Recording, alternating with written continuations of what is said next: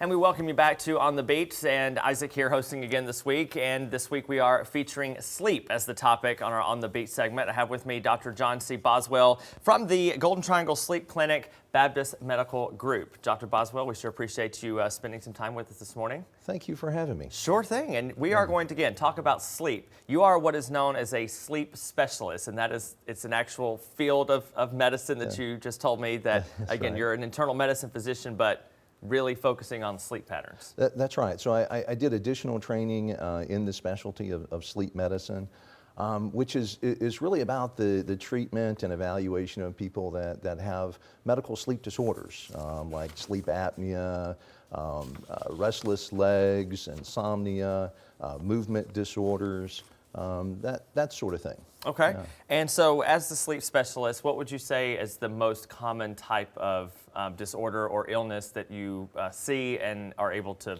treat or manage? Right.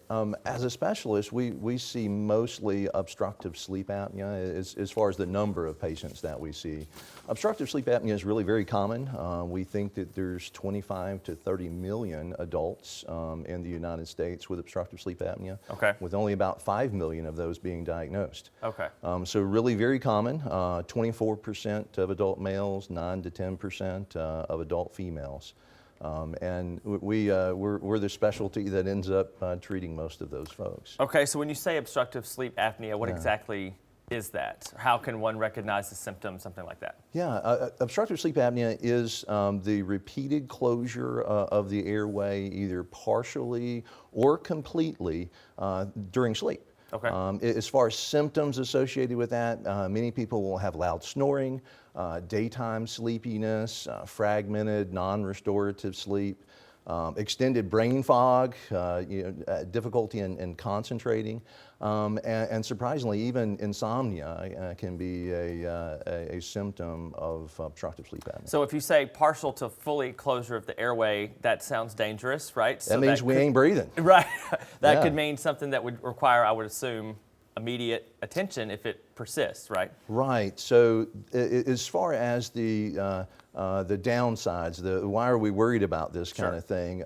Definitely there's night-to-night symptoms like we talked about.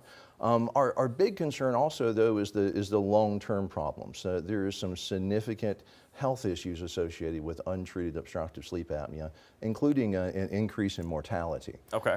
As far as how we go about treating that, the traditional method is with positive airway pressure, the CPAP or BiPAP, but these days we have a lot of other methods that we can bring to bear as well. All right. And quickly, I want you to touch on insomnia. A lot of people probably think they know more about that one. Describe a little bit about insomnia. Sure. And insomnia is actually probably the most common sleep disorder among the general population. It's estimated as much as 50% of people will have trouble with it at some point or another. But as defined, it is the perception of either trouble with sleep initiation or sleep maintenance, or that the sleep is just not as restorative as we want it to be.